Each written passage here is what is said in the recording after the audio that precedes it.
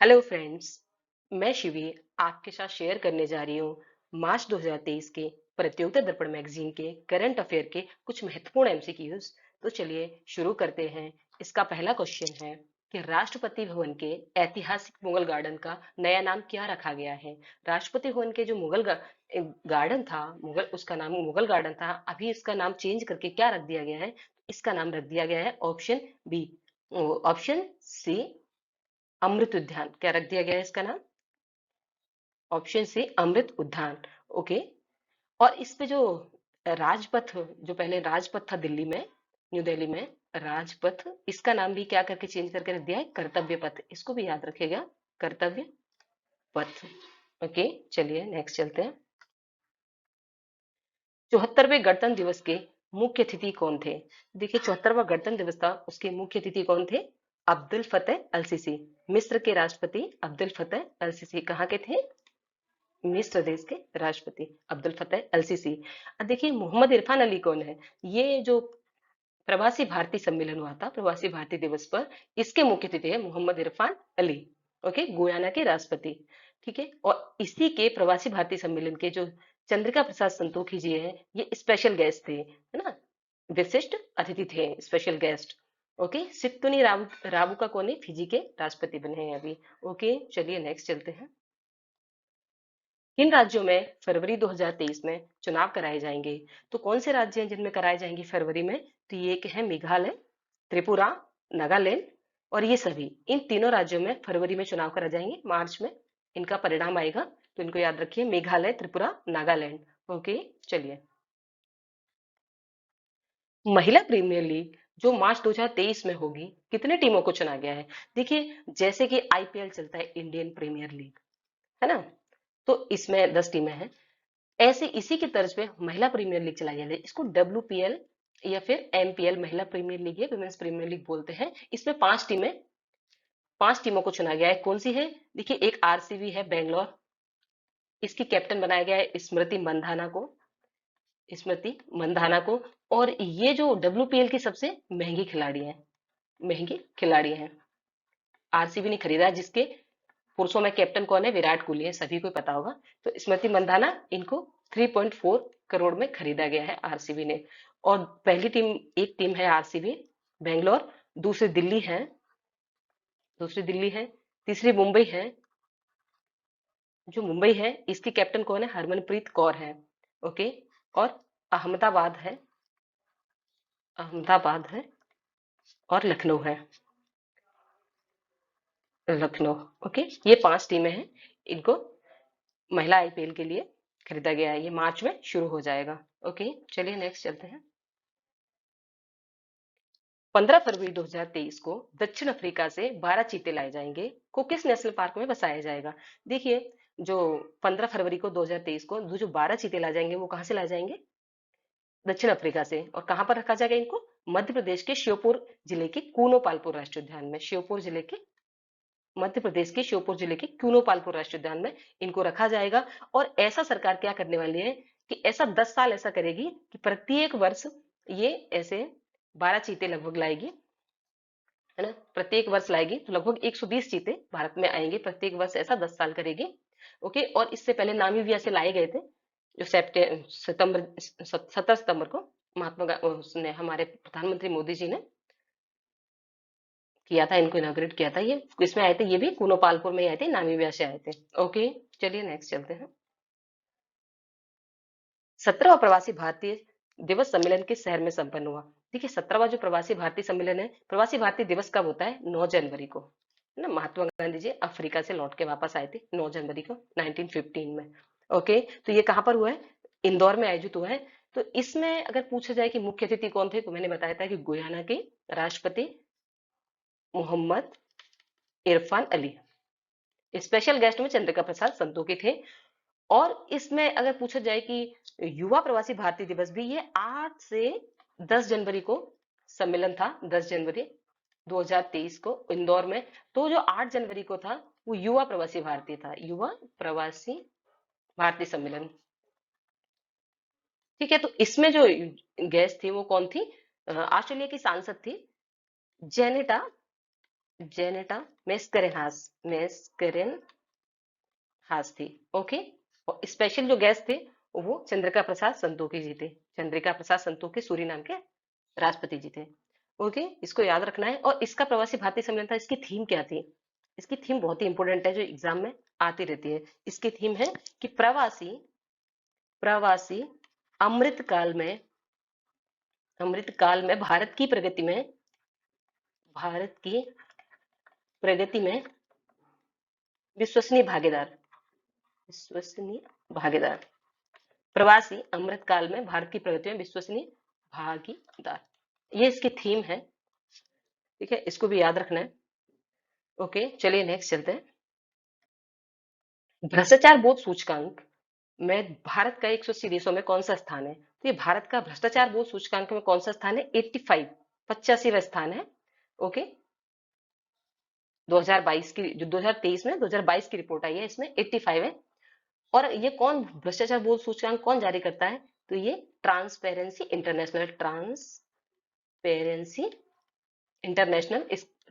International, इसका मुख्यालय कहाँ है? जर्मनी के बर्लिन में। ठीक है, ये जारी करता है भ्रष्टाचार सूचकांक, जो बोध सूचकांक है वो। ठीक है, तो इसमें 85वां स्थान भारत का है, 85वां। और इसमें पहले स्थान पर कौन है? तो पहले स्थान पर है, फर्स्ट किसका है? डेनमार्क का है। Okay, Denmark, European country Denmark का है। ओके, चलिए नेक्स्ट चलते हैं। हेनले पासपोर्ट रैंकिंग में भारत का कौन सा स्थान है? तो हेनले एंड पार्टनर्स जो ग्रुप टीम है ब्रिटिश की, ये हेनले पासपोर्ट रैंकिंग जारी करती है कि किस जो देश का पासपोर्ट है वो कितना शक्तिशाली है। तो इसको जो जारी किया है, उसमें भारत का कौन सा स्थान आया है? इसमें भी 85 आया है। भ्रष्टाचार बोध सूचकांक में भी 85 आया है, और हेनले पासपोर्ट रैंकिंग में भी 85 आया है। तो इसको याद रखिएगा, भारत का 85 है। और इसमें जो पहले स्थान पर है, फर्स्ट पे है, वो जापान, संयुक्त रूप से जापान और सिंगापुर है। ठीक है, जापान और सिंगापुर है, इसको ही याद रखिएगा। बाकी इसके बाद दक्षिण कोरिया आता है, लेकिन इसको ही याद रखिएगा फर्स्ट को। ओके, चलिए नेक्स्ट चलते हैं। वाराणसी डिब्रूगढ़ के बीच विश्व की सबसे लंबी यात्रा करने वाली रिवर क्रूज सेवा का नाम क्या है? देखिए, वाराणसी यूपी वाराणसी से, और ये कहाँ जाएगी? असम में, असम तक जाएगी। ये लगभग 3200 किलोमीटर की यात्रा तय करेगी। ये विश्व की सबसे लग्जरी रिवर क्रूज सेवा है, सबसे लंबी यात्रा करने वाली और सबसे बड़ी विश्व की रिवर क्रूज सेवा है। इसका नाम क्या है? एमवी गंगा विलास क्रूज, एमवी गंगा विलास क्रूज। और इसको कितने दिन यात्रा करेगी? ये लगभग 51 दिन यात्रा करेगी। और इसको कलकत्ता की एक अंतारा कंपनी है, उसने बनाया है ना, अंतारा ग्रुप ने। इसको याद रखिएगा, बहुत ही इंपॉर्टेंट है ये। ओके, चलिए नेक्स्ट चलते हैं। वायुसेना के नए उप प्रमुख कौन बने हैं? देखिए, वायुसेना के नए उप प्रमुख बने हैं एपी सिंह। कौन बने? एपी सिंह, इनका नाम याद रखिएगा। ओके, चलिए। भारत की किस फिल्म के गाने नाटू नाटू को golden globe award best original song का पुरस्कार मिला है? तो देखिए, जो ट्रिपल आर मूवी है, आर राजामौली की, उस मूवी के उस मूवी के नाटू नाटू सॉन्ग को क्या मिला है? बेस्ट गोल्डन ग्लोब अवार्ड मिला है। कौन सा मिला है? बेस्ट गोल्डन ग्लोब अवार्ड मिला है। इसको याद रखिए, बहुत इंपॉर्टेंट है। ओके, चलें। बीसीसीआई ने नई चयन समिति में किसे एक बार फिर से चयन समिति का अध्यक्ष नियुक्त किया है? देखिए, चयन समिति का अध्यक्ष नियुक्त किया है, एक्चुअली में चेतन शर्मा जी को फिर से नियुक्त कर दिया है। ओके, इनका नाम याद रखना बीसीसीआई ने। चलिए, 2 दिवसीय voice of global south summit का आयोजन 12 से 13 जनवरी 2023 को वर्चुअल तरीके से कहां पर हुआ है? वॉइस ऑफ ग्लोबल जो साउथ समिट है, इसका आयोजन कहां पर हुआ है? वर्चुअल तरीके से प्रधानमंत्री मोदी जी ने इसको संबोधित किया था। ये भारत में हुआ है। ओके, इसका नाम याद रखिएगा, बिल्कुल भारत में हुआ है ये। चलिए, 17वां प्रवासी भारतीय दिवस सम्मेलन इंदौर में आयोजित किया गया, जिसमें प्रधानमंत्री श्री मोदी ने एक स्मारक डाक टिकट जारी किया था। उसका नाम क्या था? स्मारक डाक टिकट जारी किया था, उसका नाम क्या था? कि सुरक्षित जाए और प्रशिक्षित जाए, सुरक्षित जाए और प्रशिक्षित जाए। वैसे प्रवासी भारतीय अगर सम्मेलन की बात करें, तो इसमें 27 लोगों को प्रवासी भारतीय पुरस्कार दिए गए थे, है ना? 27 लोगों को प्रवासी भारतीय पुरस्कार दिए गए थे। पुरस्कार कितने लोगों को दिए गए थे? 27 लोगों को। ठीक है, और इसकी जो थीम, डाक टिकट क्या जारी किया? सुरक्षित जाए प्रशिक्षित जाए। इसकी जो थीम थी वो क्या थी? अतिथि, इन्होंने एक जो इंदौर विकास प्राधिकरण है, इंदौर में आयोजित हुआ था ये, तो इंदौर विकास प्राधिकरण ने एक ऐप लॉन्च किया था कि अतिथि देवो भव, है ना। और इनकी जो थीम थी वो क्या थी, पधारो हमारे घर। थीम क्या थी इसकी, पधारो हमारे घर। ओके, चलिए नेक्स्ट चलते हैं। 108वीं भारतीय विज्ञान कांग्रेस का आयोजन कहाँ पर किया गया, तो 108वीं भारतीय विज्ञान कांग्रेस का आयोजन कहाँ पर किया गया, नागपुर में किया गया। ओके, चलिए। बीजेपी के किस नेता का बतौर राष्ट्रीय अध्यक्ष का कार्यकाल 2024 तक बढ़ाया गया है, तो कौन है बीजेपी के जो नेता, पहले कौन थे, जेपी नड्डा जी थे राष्ट्रीय अध्यक्ष बीजेपी के, उनका कार्यकाल बढ़ाकर 2024 तक कर दिया गया है। ओके, चलिए नेक्स्ट चलते हैं। भारतीय नौसेना में 5वीं स्कॉर्पियन श्रेणी की किस पनडुब्बी को कमीशन किया गया, जनवरी में कमीशन किया गया है, तो ये किसको किया गया है, आईएनएस वागीर को कमीशन। 5वीं जो श्रेणी है, स्कॉर्पियन श्रेणी की 5वीं पनडुब्बी है आईएनएस वागीर, इसको कमीशन किया गया है। और इसकी टोटल जो प्रोजेक्ट प्रोजेक्ट @75 के तहत जो 6 पनडुब्बी स्कॉर्पियन श्रेणी की एंटी वॉरफेयर एंटी सबमरीन जो स्कॉर्पियन श्रेणी की पनडुब्बी है, स्कॉर्पियन श्रेणी की, ये कितनी थी, कितनी को कमीशन करना था, 6 को करना था। कौन कौन सी है, पहली कौन सी थी, आईएनएस, पहली कौन सी थी, फर्स्ट आईएनएस कलवरी, सेकंड की आईएनएस आईएनएस खंडेरी, थर्ड थी आईएनएस करंज, और फोर्थ थी आईएनएस वेला। ये कौन सी थी, फोर्थ आईएनएस वेला। और फिफ्थ है आईएनएस वागीर, और छठवीं है आईएनएस वागशीर, जिसका भी आगे कमीशन होना है जनवरी 2023 में, मतलब 2023 में भी इसका कमीशन हो जाएगा। तो ये इसका नाम क्या है, आईएनएस वागीर, ये 6th है। तो ये 6 पनडुब्बी इनके नाम याद रखिएगा। ओके, प्रोजेक्ट @75 के तहत 5 स्कॉर्पियन श्रेणी की जो पनडुब्बी है, इनके नाम बिल्कुल याद रखिएगा। अभी जो कमीशन की गई है वो आईएनएस वागीर है। ओके, चलिए नेक्स्ट चलते हैं। हाल ही में भारत पाक बॉर्डर के पास जैसलमेर में भारत और मिस्र की संयुक्त सेना ने युद्ध अभ्यास किया है, उसका क्या नाम है, तो देखिए भारत और मिस्र की जो सेना है उसने संयुक्त युद्ध अभ्यास जैसलमेर में किया हुआ है, राजस्थान में। इसका नाम क्या है, अभ्यास साइक्लोन फर्स्ट। क्या नाम है, अभ्यास साइक्लोन फर्स्ट। ये ऐसा ये पहला इसका फर्स्ट टाइम हुआ है ये एक्सरसाइज, इसका पहला संस्करण है ये, है ना, इसीलिए इसका फर्स्ट है। ये पहला, इसका पहला संस्करण है भारत और मिस्र का, ये बहुत इंपॉर्टेंट है, इसको बिल्कुल याद रखिएगा। अच्छा, वैसे सूर्यग्रहण किसके साथ करता है भारत, नेपाल के साथ करता है।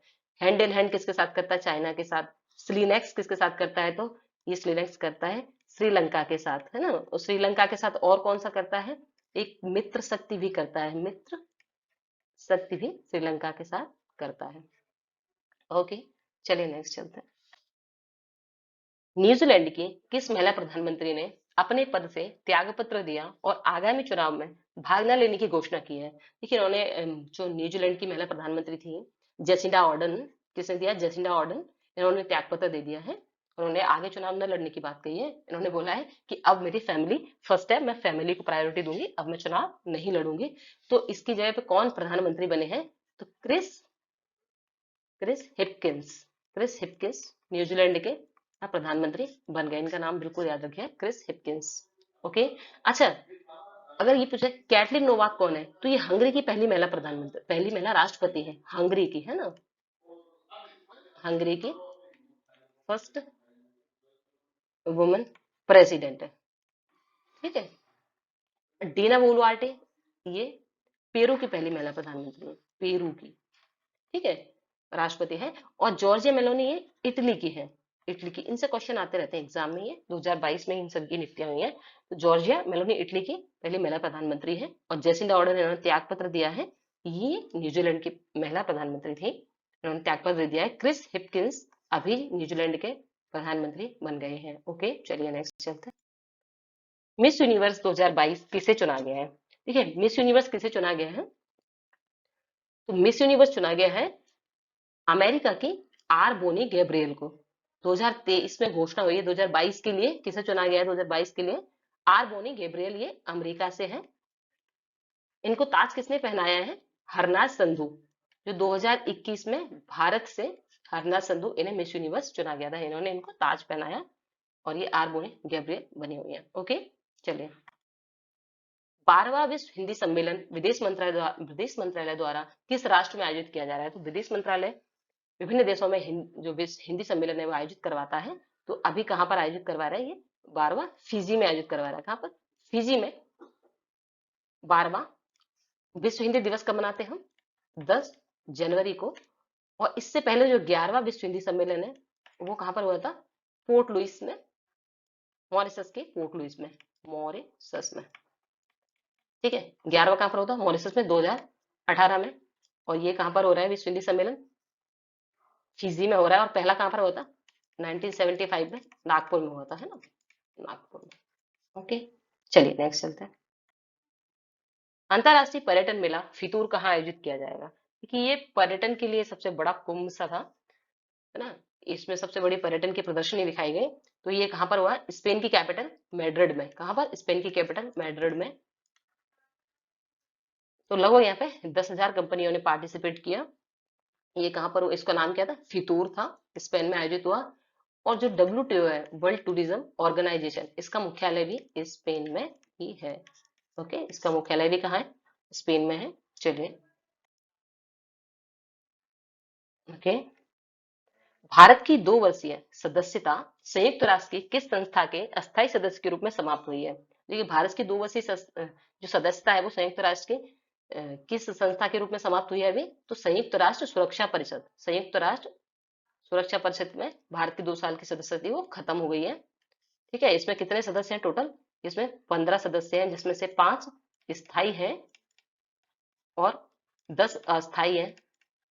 जो 10 में से भारत 2-2 साल के लिए सभी देशों के प्रतिनिधि चुने, सभी देशों के लिए इसकी सदस्यता के लिए चुना जाता है देशों को।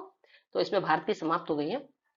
तो इसमें जो संयुक्त राष्ट्र है वो ये 5 अंगों का समूह है, 5। एक इसमें संयुक्त राष्ट्र महासभा, संयुक्त राष्ट्र सुरक्षा परिषद, संयुक्त राष्ट्र अंतर्राष्ट्रीय न्यायालय, संयुक्त राष्ट्र ट्रस्टीशिप परिषद और संयुक्त राष्ट्र सामाजिक और आर्थिक परिषद।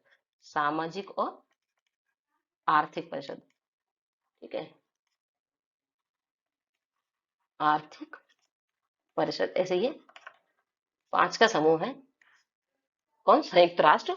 और जो संयुक्त राष्ट्र सुरक्षा परिषद है ये 15 सदस्यों का समूह है। इसमें 15 इसके सदस्य हैं, जिसमें से 5 स्थायी हैं और 10 अस्थायी हैं। तो इनको याद रखिएगा।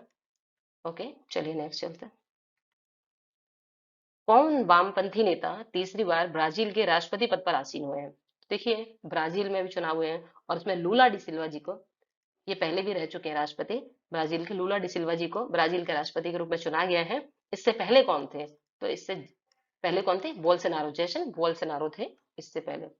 अभी कौन है? लूला डी सिल्वा को आसीन किया गया है। ओके, चलिए। ब्रिटिश राजकुमार प्रिंस हैरी की किस पुस्तक का प्रकाशन हाल ही में हुआ है? देखिए ब्रिटिश राजकुमार जो प्रिंस हैरी हैं, छोटे हैं, जो दूसरे नंबर के जो प्रिंस हैं, उनकी अभी एक पुस्तक का प्रकाशन हुआ है। उसने बहुत अच्छे रिकॉर्ड्स बनाए हैं सेलिंग के। तो इसका नाम क्या है? स्पेयर। इन्होंने ब्रिटिश राजघराने के और अपने कुछ पर्सनल इसमें डाल रखे हैं।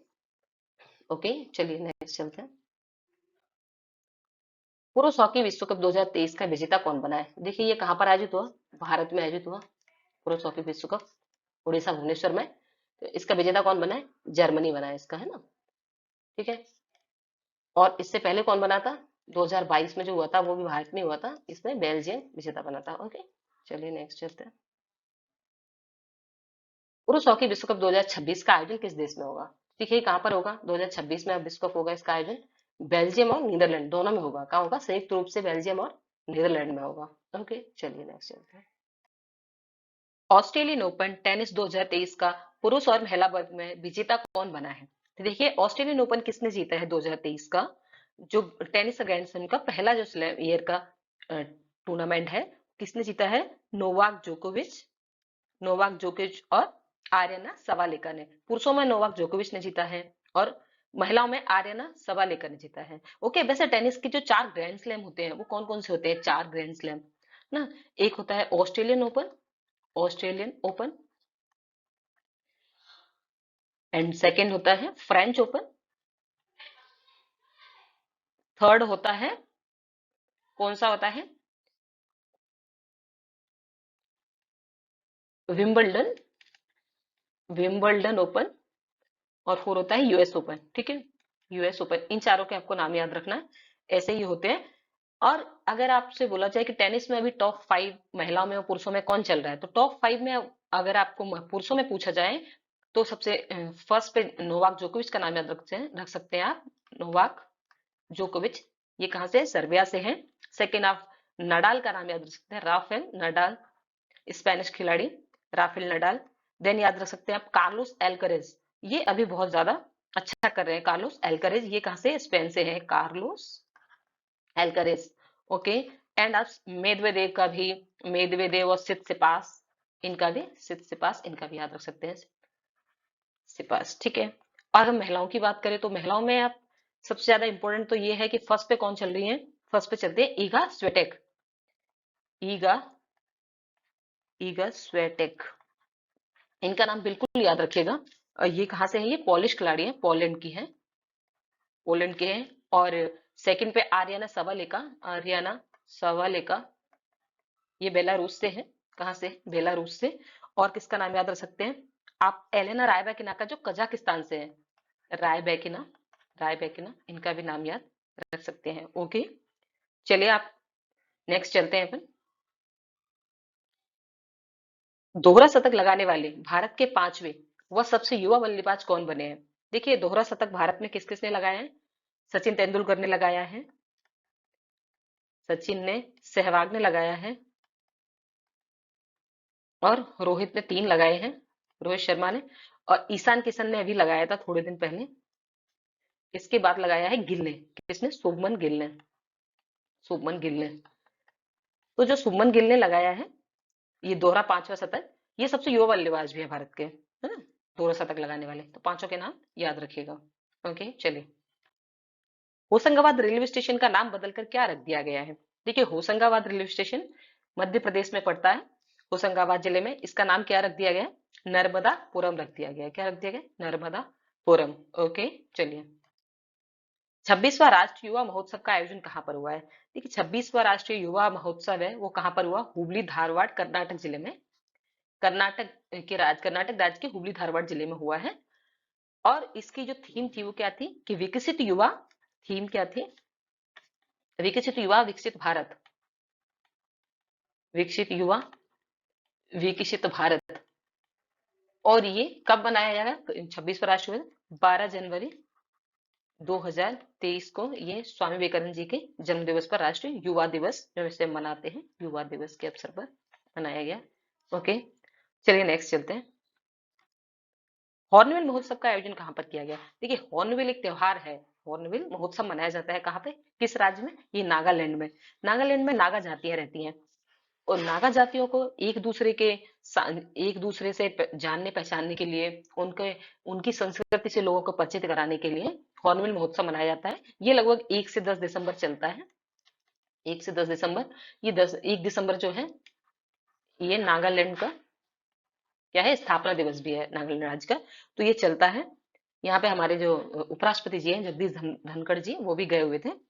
तो ये जो हॉर्नबिल है, हॉर्नबिल कौन? हॉर्नबिल इसका नाम क्यों है? कि हॉर्नबिल एक पक्षी है, इनका नागा जातियों का पूजनीय पक्षी है, नागा जातियों का, इसीलिए इसका नाम हॉर्नबिल महोत्सव रखा गया। नागा जनजातियों का पूजनीय पक्षी है। कौन? हॉर्नबिल। ठीक है, इसका नाम याद रखिएगा। ओके, चलिए नेक्स्ट चलते हैं। विश्व हिंदी दिवस कब मनाया जाता है? देखिए, विश्व हिंदी दिवस हम कब मनाते हैं? ये 10 जनवरी को मनाया जाता है। ठीक है। अगर हिंदी दिवस जो अभी हिंदी विश्व सम्मेलन मनाया जाता है, तो ये 12वां जो हिंदी विश्व सम्मेलन है वो कहाँ पर किया गया? 12वां विश्व हिंदी सम्मेलन ये किया गया फिजी देश में, भारत के विदेश मंत्रालय द्वारा फिजी देश में इसको आयोजित किया गया जनवरी 2023 में। इसको भी याद रखिएगा। 11वां कहाँ पर कराया गया था? 11वां कराया गया था पोर्ट लुइस मॉरिशस में, है ना। 11वां कहाँ पर हुआ था? मॉरिशस में, 2018 में हुआ था। और पहला कहाँ पर हुआ था? पहला हुआ था 1975 में, नागपुर में। ठीक है। तो विश्व हिंदी जी, ये जो फिजी में विश्व हिंदी सम्मेलन मनाया जाता है, ये 10 जनवरी को ही मनाया जाता है। ओके, नेक्स्ट चलते हैं। आईसीसी की वर्ष 2022 की टेस्ट टीम में किस भारतीय खिलाड़ी को जगह मिली है? देखिए, आईसीसी जो है ये क्या करता है? इंटरनेशनल क्रिकेट काउंसिल है। ये क्या करता है कि हर वर्ष की टेस्ट टीम और वनडे वनडे टीम और जो T20 टीम को घोषित करता है। तो इसमें किस भारतीय खिलाड़ी को जगह मिली है टेस्ट टीम में? टेस्ट टीम में जगह मिलना बड़ी बात होती है। तो किसको मिला है? ऋषभ पंत को मिली है। किसको मिली है? ऋषभ पंत को। हाल ही में इनका एक्सीडेंट हो गया था, तो अभी एक टीम में, इंडियन टीम में नहीं खेल रहे हैं। अच्छा, आईसीसी की बात करें तो आईसीसी का मुख्यालय कहाँ है? दुबई में है। कहाँ पर है? दुबई में इसका हेडक्वार्टर है। इसके चेयरमैन कौन है? आईसीसी के चेयरमैन कौन है? Greg Barclay. Greg Barclay. Okay. ICC की स्थापना वैसे कब हुई है? 1909 में। ओके, चलिए नेक्स्ट चलते हैं। भारतीय थल सेना की फायर एंड फ्यूरी सेपर्स की किस महिला कैप्टन को विश्व के सबसे ऊंचे युद्ध क्षेत्र सियाचिन में कुमार पोस्ट पर तैनात किया गया? देखिए, किसको सियाचिन युद्ध क्षेत्र है, सबसे ऊंचा ग्लेशियर है ये सियाचिन।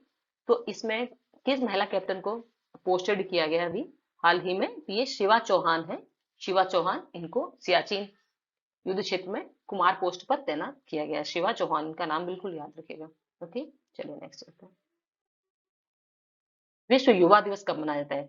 विश्व युवा दिवस या अंतर्राष्ट्रीय युवा दिवस, ये हम कब मनाते हैं? 12 अगस्त को मनाते हैं। कब मनाते हैं? 12 अगस्त को मनाते हैं। और 12 जनवरी को हम राष्ट्रीय युवा दिवस मनाते हैं। क्या? राष्ट्रीय युवा दिवस। ठीक है, ओके, चलिए नेक्स्ट चलते हैं। दोगलापन, the hard truth about the life and startups के लेखक कौन है? देखिए, ये एंटरप्रेन्योर है। एंटरप्रेन्योर कौन है? अश्नीर ग्रोवर। अश्नीर ग्रोवर, ये भारत पे में भी काम कर चुके हैं। जो शार्क टैंक आता है सोनी टीवी पे, उसमें भी ये जज के रूप में काम किया इन्होंने। तो अश्नीर ग्रोवर, ये एंटरप्रेन्योर है। इन्होंने क्या बुक लिखी है? दोगलापन, the hard truth about the life and startups. Okay, इनका नाम याद रखिएगा। चलिए नेक्स्ट चलते हैं। Coaching beyond my days with the Indian cricket team के लेखक कौन है? Coaching beyond my days with the Indian cricket team. तो देखिए, ये जो आर श्रीधर है, ये फॉर्मर क्या रह चुके हैं? फील्डिंग कोच रह चुके हैं इंडियन टीम के। फील्डिंग कोच रह चुके हैं। ठीक है, तो इन्होंने आर कौशिक के साथ मिलके इस बुक को लिखा है, coaching beyond my days with the Indian cricket team. ठीक है, तो इसका आंसर क्या हो जाएगा? बी और सी दोनों हो जाएंगे। किसने लिखा है? आर श्रीधर और आर कौशिक ने। ओके, चलिए नेक्स्ट चलते हैं। Gautam Adani Gautam Adani reimagining business in India and the world के लेखक कौन है? तो गौतम अदानी के ऊपर जो बुक लिखी है, वो किसने लिखी है? हम एक लेखक है, इंडियन लेखक आर एन भास्कर। किसने लिखी है? आर एन भास्कर ने। ओके, चलिए नेक्स्ट चलते हैं। पराक्रम दिवस कब मनाते हैं? देखिए, पराक्रम दिवस हम मनाते हैं 23 जनवरी को। इस दिन क्या है? सुभाष चंद्र बोस जो हमारे यहाँ, उनकी पुण्यतिथि है। क्या है? पुण्यतिथि सुभाष चंद्र बोस की। तो इसको हम पराक्रम दिवस के रूप में मनाते हैं। ओके। न्यूजीलैंड का नया प्रधानमंत्री कौन बना है? देखिए, न्यूजीलैंड की जो प्रधानमंत्री थी जेसिंडा ऑर्डन, इन्होंने क्या दिया है? इस्तीफा दे दिया है अभी। तो नए प्रधानमंत्री कौन बने हैं? Chris Hipkins. कौन बने हैं? Chris Hipkins. इनका नाम बिल्कुल याद रखिएगा, क्रिस हिपकिंस। ओके, चलिए। हाल ही में जातिगत जनगणना किस राज्य में कराई जा रही है? तो जातिगत जनगणना कहाँ पर कराई जा रही है? ये बिहार राज्य में कराई जा रही है। कहाँ पर कराई जा रही है? बिहार में। ओके। उत्तराखंड में किस स्थान पर भूमि के धंसने के कारण घर खाली कराए गए हैं? ये उत्तराखंड में चामोली डिस्ट्रिक्ट के जोशी मठ जगह है, जो जोशी मठ, वहां पे घर जमीन में धसे जा रहे हैं।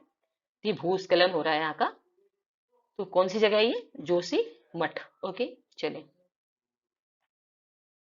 हाल ही में राज्य कर्मचारियों के लिए पुरानी पेंशन योजना, ओल्ड पेंशन स्कीम है, जो ओपीएस बोलते हैं जिसको, ओल्ड पेंशन स्कीम बहाल करने की घोषणा किस राज्य ने की है? तो किस राज्य ने की है? ये अभी हिमाचल प्रदेश में कांग्रेस की सरकार आई थी, कांग्रेस पार्टी की सरकार आई थी, जिसके सुखविंदर सिंह सुक्खू मुख्यमंत्री बने थे। तो इन्होंने जो पुरानी पेंशन योजना है उसे बहाल करने की घोषणा करी है। इससे पहले कौन कर चुका है? इससे पहले झारखंड भी कर चुका है। झारखंड, राजस्थान, छत्तीसगढ़ और पंजाब भी। तो ये 4 राज्य कर चुके हैं। ओके, यहाँ पे जो कांग्रेस शासित सरकार थी। ओके, चलिए। कृषि महोत्सव का आयोजन राजस्थान के किस जिले में किया गया है? तो कृषि महोत्सव का आयोजन हमारे जो कृषि मंत्री थे, कौन, नरेंद्र सिंह तोमर जी, उन्होंने इसमें शिरकत करी। और कहाँ पर किया गया कृषि महोत्सव का आयोजन? राजस्थान के कोटा जिले में, राजस्थान के कोटा जिले में किया गया। ओके चलिए। हाल ही में गोवा में नया अंतर्राष्ट्रीय हवाई अड्डा प्रारंभ हुआ है, का नाम क्या है? देखिए गोवा में पहले से एक हवाई अड्डा था, उसका नाम क्या था? दावोनेल अंतर्राष्ट्रीय हवाई अड्डा। क्या है? दावोनेल अंतर्राष्ट्रीय हवाई अड्डा। लेकिन अभी जो नया अंतर्राष्ट्रीय हवाई अड्डा दूसरा बना है, उसका अभी इसमें जो उड़ान है वो चालू हो जाएंगी जनवरी से। तो इस हवाई अड्डे का नाम पहले मोपा अंतर्राष्ट्रीय हवाई अड्डा था, लेकिन अभी क्या कर दिया गया, मनोहर पर्रिकर के नाम पे इसका नाम मनोहर अंतर्राष्ट्रीय हवाई अड्डा कर दिया गया। क्या है? मनोहर अंतर्राष्ट्रीय हवाई अड्डा। बिल्कुल याद रखिएगा, ये क्वेश्चन बिल्कुल मिलेगा आपको एग्जाम्स में, मनोहर अंतर्राष्ट्रीय हवाई अड्डा। ओके चलिए। किस समुदाय के तीर्थ स्थल सम्मेद शिखर जी को, किसको? सम्मेद शिखर जी को पर्यटन स्थल घोषित करने की अधिसूचना केंद्र सरकार द्वारा वापस ले ली गई है? किस समुदाय के सम्मेद शिखर जी, तीर्थ स्थल सम्मेद शिखर जी, जिसको अधिसूचना केंद्र सरकार ने वापस ले ली? अभी हाल में जो जैन समुदाय है, उसने भारी विरोध देश में आंदोलन भी किए थे इसके लिए। तो जो सम्मेद शिखर जी थी, उसको तीर्थ स्थल, इसको क्या पर्यटन स्थल घोषित करने जा रही थी सरकार, लेकिन इन्होंने वापस ले लिया इसको। कौन सा समुदाय? जैन समुदाय है। यहाँ पे जो जैन जैन तीर्थंकर थे, 23 में जैन तीर्थंकर, 23वें पार्श्वनाथ जी, इनको यहाँ पर निर्वाण प्राप्त हुआ था, पार्श्वनाथ जी को, है ना। ये पार्श्वनाथ की पहाड़ी है, इस पे सम्मेद शिखर जी है, तो यहाँ पे इनको निर्माण प्राप्त हुआ था, निर्वाण।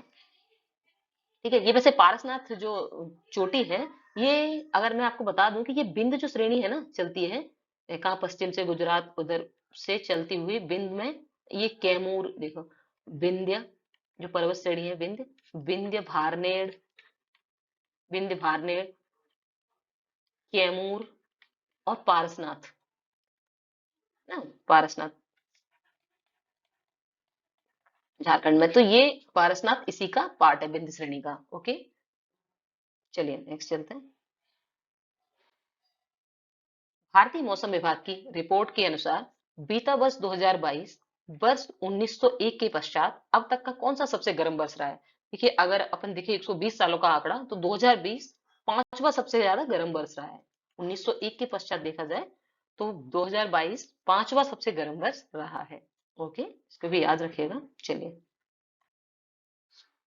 जनवरी 2023 तक कितने रूट मार्गों पर वंदे भारत ट्रेन का प्रचालन प्रारंभ हो गया है? देखिए वंदे भारत जो थी, वो पहली वंदे भारत कब चली थी? पहली जो वंदे भारत थी वो 2019 में, 15 फरवरी 2019 में पहली चली थी, फर्स्ट वंदे भारत। किस किस के बीच चली थी? न्यू दिल्ली टू वाराणसी, वाराणसी, ठीक है, न्यू दिल्ली टू वाराणसी पहली चली थी। दूसरी कहां से चली थी? न्यू दिल्ली टू कटरा, जम्मू कटरा, है ना। और अगर ऐसे ही करके कितनी रूट ट्रेन है, कितने 2022 तक 23 तक कितनी रूट ट्रेन चल चुकी है वंदे भारत, कितने रूटों पर? तो 8 रूटों पे। तो जो आठवीं है वो आपको याद रखनी है, वो 2023 में चली है ना, 2023 में चली है। और 2022 में 5 चली, 20-21 में नहीं चली, 2022 में 5 चली, 2023 में जो चली है आठवीं, वो कहां से कहां तक की भी चली है कि विशाखापट्टनम, विशाखापट्टनम रेलवे स्टेशन से सिकंदराबाद, है ना, सिकंदराबाद। इसको याद रखना है कि विशाखा, इसका 15 जनवरी को प्रधानमंत्री मोदी जी ने इसका वर्चुअली इनोग्रेशन किया था। तो ये दो किसके बीच में चली है? विशाखापट्टनम से सिकंदराबाद के बीच। ओके चलिए, 8 मार्गों पर वंदे भारत ट्रेन का प्रचालन प्रारंभ हो चुका है। ओके चलिए। हाल ही में किस महत्वाकांक्षी मिशन को प्रधानमंत्री की अध्यक्षता में केंद्रीय मंत्रिमंडल की 4 जनवरी 2023 की बैठक में मंजूरी दी है? एक काफी बड़ा मिशन है। क्या मिशन है? इसको 2023 में मंजूरी मिली है अभी जनवरी में, हाल ही में।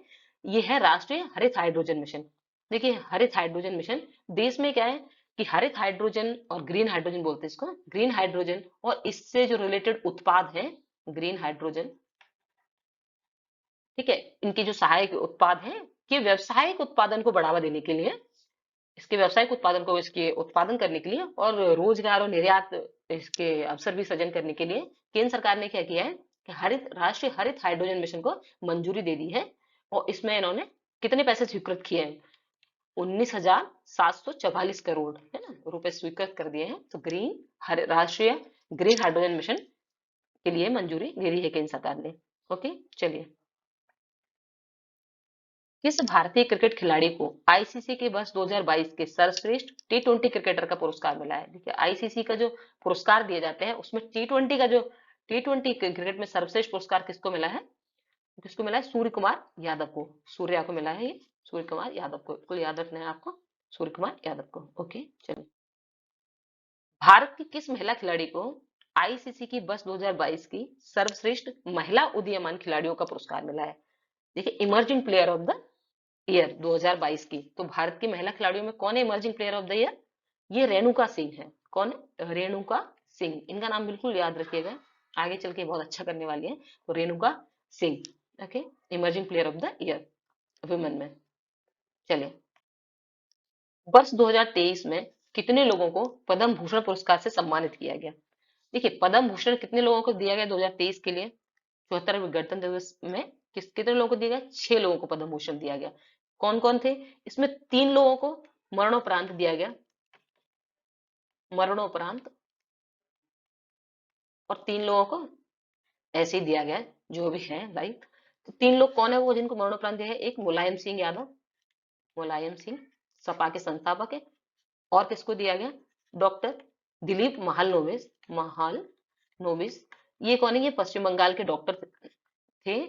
इन्होंने जो ओआरएस होता है ना, ओआरएस, ओरल डिहाइड्रेशन स्कीम, जो ओआरएस घोल हम पीते हैं, इसके जनक कहा जाता है, ओआरएस के जनक है ना। इनको मरणोपरांत पद्म भूषण सम्मान से सम्मानित किया गया। और तीसरा नाम क्या है? बालकृष्ण दोषी, बालकृष्ण दोषी। ये कौन है? आर्किटेक्ट है ना, वास्तुविद बोलते हैं बालकृष्ण दोषी जी। ये कहां से? अहमदाबाद से है, आर्किटेक्ट, आर्किटेक्ट, ठीक है। इन तीनों को मरणोपरांत दिया गया। और बाकी 3 बचे हुए, इनको 3 किसको दिया गया? जाकिर हुसैन को दिया गया, जाकिर हुसैन तबला वादक, ठीक है। और किसको दिया गया? एस एम कृष्णा, ये कर्नाटक के मुख्यमंत्री रहे हैं, कर्नाटक के सीएम रहे एस एम कृष्णा। और किसको दिया गया? श्रीनिवास वर्धन जी को, श्रीनिवास वर्धन जी को। ये कौन है? भारतीय और अमेरिकी मूल के गणितज्ञ हैं, भारतीय और अमेरिकी मूल के गणितज्ञ हैं, इनको दिया गया। इनको 2007 में अबेल पुरस्कार, जो गणित का सबसे बड़ा पुरस्कार होता है, वो भी मिला हुआ है 2007 में। अबेल पुरस्कार है ना, अबेल पुरस्कार गणित का, ठीक है। तो किसको दिया गया है? मुलायम सिंह यादव, डॉक्टर महालनोबिस ओआरएस के जनक, बालकृष्ण दोषी आर्किटेक्ट गुजरात से, जाकिर हुसैन तबला वादक, एस एन कृष्णा कर्नाटक के मुख्यमंत्री, और श्रीनिवास वर्धन जी को जो गणितज्ञ है। इन 6 लोगों को पद्म भूषण सम्मान से सम्मानित किया गया है। ओके चलिए, वर्ष 2023 में कितने लोगों को पद्म भूषण और पद्मश्री पुरस्कार से सम्मानित किया जाएगा? देखिए जो टोटल पद्म पुरस्कार मिले थे वो कितने मिले थे? 106, ठीक है। तो 6 पद्म पद्म विभूषण मिले, 9 पद्म भूषण मिले, और 91 पद्मश्री मिले, ठीक है। तो ये 6 तो बता दिए मैंने अभी, 9 और 91, 9 और 9 और 91, ठीक है। ये इसका आंसर है। अब इसमें से जो पद्म भूषण है, इसमें से आप कुछ महत्वपूर्ण लोग हैं जिनके नाम याद रख सकते हैं, जैसे कुमार मंगलम बिरला। पद्म भूषण की बात करें, पद्म भूषण की बात करें तो मंगलम बिरला, जो कुछ प्रसिद्ध हस्तियां हैं मंगलम बिरला, एग्जाम में आ सकती हैं। सुधा मूर्ति, इन्फोसिस की चेयरपर्सन है ना, सुधा मूर्ति। और गायिका हैं कुछ 2, जैसे वाणी जयराम और सुमन कल्याणपुर, सुमन कल्याणपुर, वाणी जयराम। आप इनका, वाणी जयराम, ये सुधा मूर्ति का और कुमार मंगलम बिरला का, इनका जरूर नाम याद रखिएगा, ठीक है। और पद्मश्री में बात करें अगर, तो पद्मश्री की बात करें तो किसको मिला है? राकेश झुनझुनवाला को, जो शेयर इन्वेस्टर हैं। इनकी डेथ हो चुकी है, राकेश झुनझुनवाला को, ठीक है। और रवीना टंडन को। और पूछा जाए तो एम किरवानी, किरवानी, ये जो नाटू नाटू सॉन्ग है RRR मूवी का, उसके नाटू नाटू, उसको इन्होंने संगीतबद्ध किया था, ठीक है। इसको उन्होंने संगीतबद्ध किया था, नाटू नाटू। इसके लिए इन्होंने, इन्हें गोल्डन ग्लोब पुरस्कार भी मिला हुआ है ना? गोल्डन ग्लोब पुरस्कार भी मिला हुआ है एम किरवानी को, RRR मूवी के एक के जो सॉन्ग है नाटू नाटू, इसके लिए तो इनको पद्मश्री इनको भी मिला हुआ है। ओके, चलिए नेक्स्ट चलते हैं। नेताजी सुभाष चंद्र बोस आपदा प्रबंधन पुरस्कार 2023 किसे दिया गया है? देखिए, जो नेताजी सुभाष चंद्र बोस है, ये सुभाष चंद्र बोस की स्मृति में चालू किया गया था। ये 2019 से चालू किया गया ये पुरस्कार, और 2023 में ये किसको मिला है? तो देखिए, उड़ीसा राज्य आपदा प्रबंधन प्राधिकरण व लुंग लेक फायर स्टेशन मिजोरम, इन दोनों को संयुक्त रूप से मिला हुआ है। किसको? उड़ीसा राज्य प्राधिकरण, प्रबंधन प्राधिकरण और लुंगले फायर स्टेशन मिजोरम, इन दोनों को संयुक्त रूप से मिला हुआ है। तो इसका ऑप्शन क्या होगा? डी आंसर होगा, बी और सी। ओके, इसको याद रखिएगा। चलिए, राष्ट्रीय मतदाता दिवस कब मनाया जाता है? राष्ट्रीय मतदाता दिवस हम कब मनाते हैं? 25 जनवरी को मनाया जाता है। ओके, 25 जनवरी को राष्ट्रीय मतदाता दिवस मनाया जाता है। राष्ट्रीय बालिका दिवस कब मनाया जाता है? ये 24 जनवरी को मनाया जाता है। 24 जनवरी को ये जो महिलाओं के जो बच्चे हैं, भ्रूण बालिकाएं हैं, भ्रूण हत्या को रोकने के लिए, लोगों को जागरूक करने के लिए हम राष्ट्रीय बालिका दिवस मनाते हैं। तो ये हमारी जो पीएम थी इंदिरा गांधी, इन्होंने 24 जनवरी को प्रधानमंत्री के रूप में शपथ ली थी, है ना, के रूप में शपथ ली थी 24 जनवरी को इंदिरा जी ने, है ना। इसलिए हम 24 जनवरी को राष्ट्रीय बालिका दिवस मनाते हैं, भ्रूण हत्या को रोकने के प्रयासों के लिए लोगों को जागरूक करते हैं। ओके, चलो, महिलाओं का अंडर 19 आईसीसी क्रिकेट विश्व कप का विजेता कौन है? देखिए, जो महिलाओं का अंडर 19 क्रिकेट विश्व कप है, ये कहां पर हुआ? कहां पर हुआ? ये हुआ साउथ अफ्रीका में, है ना। साउथ अफ्रीका में हुआ। जीता किसने? भारत ने जीता। सी कैप्टन कौन थी? कैप्टन कौन थी? शेफाली वर्मा, जो इंडियन टीम में भी खेलती है। कैप्टन कौन थी अंडर 19 विश्व कप की भारतीय टीम से? शेफाली वर्मा। जीता किसने? भारत ने जीता। किसको हराया? इंग्लैंड को हराया। उपविजेता कौन रहा? उपविजेता इंग्लैंड रहा। ठीक है। अब ये कहां पर हुआ? साउथ अफ्रीका में। और जो वुमेन का अंडर ये T20 जो वर्ल्ड कप चल रहा है, अभी चल रहा है ना, तो ये कहां पर हो रहा है? T20 वुमेन अंडर, आईसीसी का T20 women under world cup चल रहा है T20 का, वो कहां पर हुआ है? वो भी साउथ अफ्रीका में ही चल रहा है। इसी कैप्टन कौन है? हरमनप्रीत कौर है। इंडियन टीम की T20 वर्ल्ड कप चल रहा है आईसीसी का, उसी कैप्टन कौन है? हरमनप्रीत कौर है। ये भी साउथ अफ्रीका में चल रहा है। इंडिया इसमें बाहर हो चुकी है। और अगर ये पूछा जाए कि इसके बाद जो अंडर 19 वर्ल्ड कप होगा, अंडर 19 वर्ल्ड कप 2025 में, ये कहां पर होगा? तो ये होगा मलेशिया और थाईलैंड में, संयुक्त रूप से मलेशिया और थाईलैंड में, है ना। ये आपसे आगे चल के पूछा जाएगा। ओके, चलिए, मलेशिया और थाईलैंड में 2025 में अंडर 19 आईसीसी का विश्व कप होगा। ओके, चलिए, शतरंज के भारत के 77वें ग्रैंड मास्टर कौन बने? 77वें ग्रैंड मास्टर कौन बने? आदित्य मित्तल। और जो आता है अभी 77वें कौन बने? आदित्य मित्तल। प्रणव आनंद 76वें हैं, और 78 भी बन चुके हैं कौस्तुभ चटर्जी, है ना, कौस्तुभ चटर्जी बन चुके हैं 78 में। तो उनको याद रखना है, 76, 77, 78 तीनों को, प्रणव आनंद, आदित्य मित्तल, कौस्तुभ चटर्जी। ओके, चलिए, रणजी ट्रॉफी के इतिहास में पहली बार किस गेंदबाज द्वारा अपने पहले ही ओवर में हैट्रिक प्राप्त की गई है? देखिए, पहले ओवर में हैट्रिक प्राप्त करना ऐसा रणजी के इतिहास में पहली बार हुआ है ना। तो ये सौराष्ट्र के कैप्टन थे जयदेव उनादकट, इन्होंने ऐसा करके दिखाया है, और सौराष्ट्र ने ही रणजी जीत ली है। रणजी ट्रॉफी है वो सौराष्ट्र ने जीत ली है, जयदेव उनादकट की कैप्टनसी में। ठीक है, सौराष्ट्र, याद रखना, सौराष्ट्र ने जीती है। ठीक है, और जो विजय हजारे ट्रॉफी थी वो भी सौराष्ट्र ने ही जीती थी। ठीक है, 2022 की विजय हजारे भी सौराष्ट्र ने जीती थी। ओके, चलिए, हाल ही में टेनिस से संन्यास लेने की घोषणा करने वाली भारतीय टेनिस स्टार सानिया मिर्जा का अंतिम ग्रैंड स्लैम टूर्नामेंट कौन सा? अंतिम ग्रैंड स्लैम टूर्नामेंट कौन सा होगा? देखिए, इनका अंतिम ग्रैंड स्लैम इन्होंने बोला था कि दुबई ओपन होगा। दुबई ओपन होगा, जिसमें इन्हें हार का सामना करना पड़ा।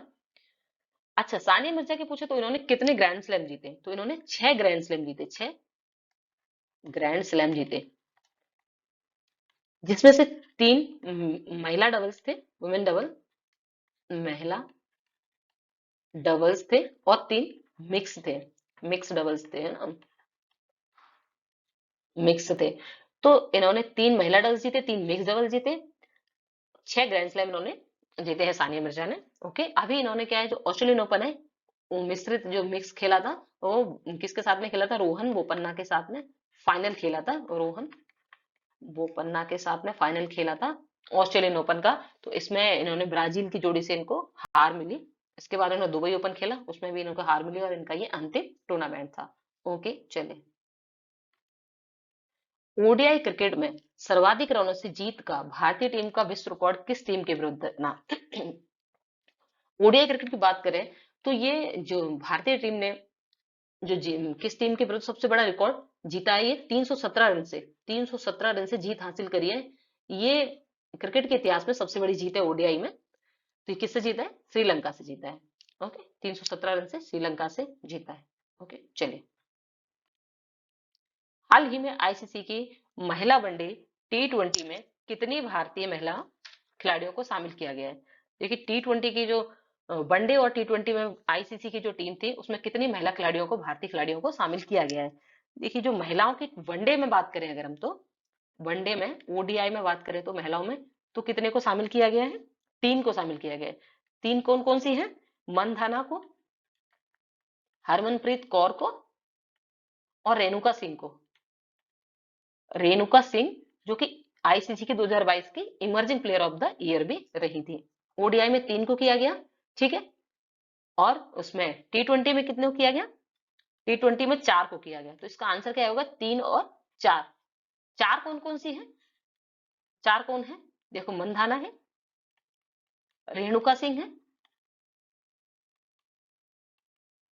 रेणुका सिंह है, दीप्ति शर्मा है, दीप्ति शर्मा और ऋचा घोष। विकेट कीपर है इंडिया टीम की ऋचा घोष, ठीक है। तो 3 और 4 इनको याद रखना है, 3 और 4। मंधाना कौर रेणुका, मंधाना रेणुका सिंह, दीप्ति शर्मा, ऋचा घोष, 3 और 4। ओके चलिए नेक्स्ट चलते हैं।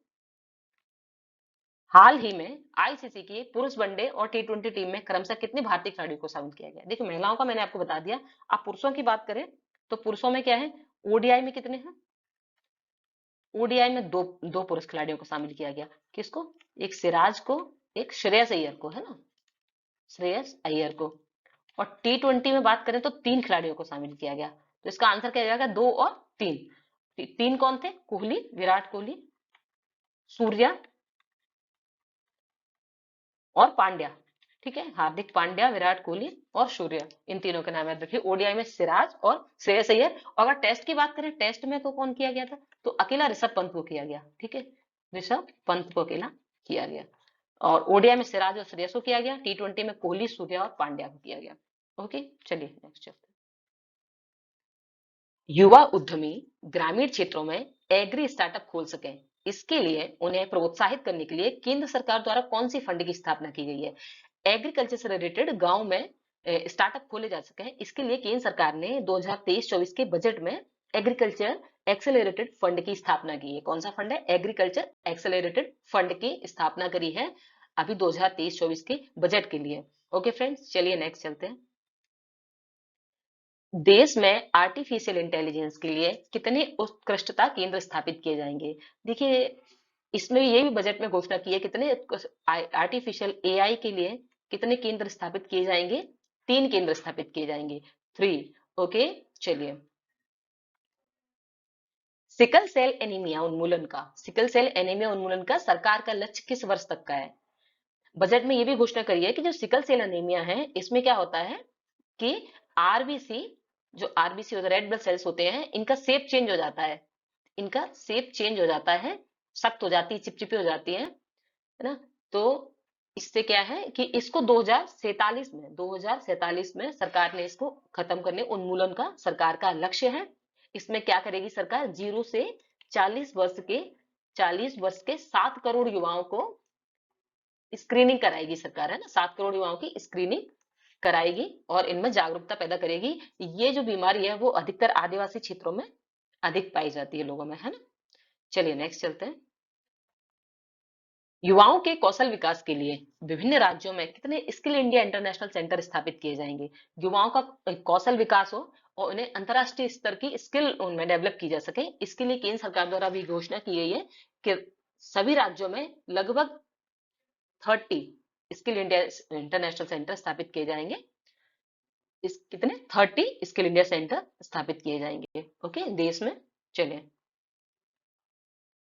श्री अन्न योजना किससे संबंधित है? देखिए, श्री अन्न किसको बोलते हैं? श्री अन्न मोटे अनाजों को बोलते हैं, रागी, बाजरा, ज्वार, चना, है ना, मोटे अनाजों को श्री अन्न बोलते हैं। तो इसको बजट में घोषणा करी है कि जो भारतीय बाजरा अंतरराष्ट्रीय संस्थान है, कहाँ पर? हैदराबाद में। कहाँ पर है? हैदराबाद में।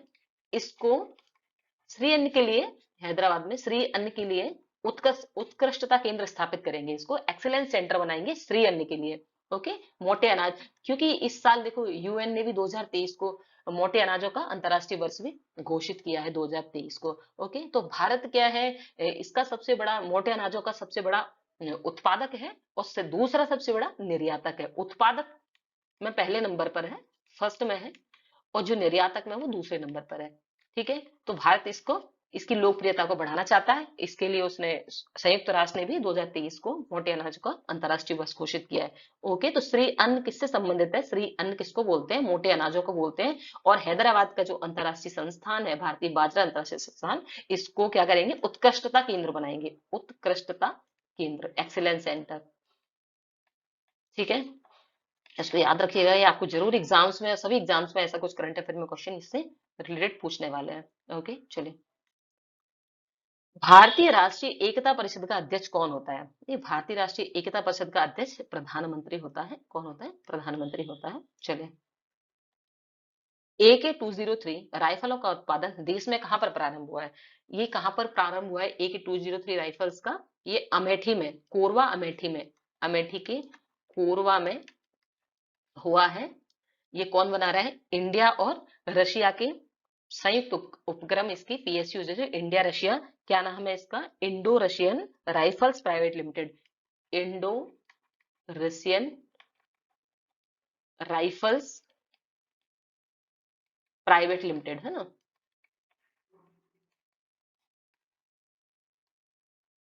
ठीक है, ये कंपनी इसको बना रही है। अभी 2023 मार्च में इसकी पहली खेप सेना को प्राप्त हो जाएगी।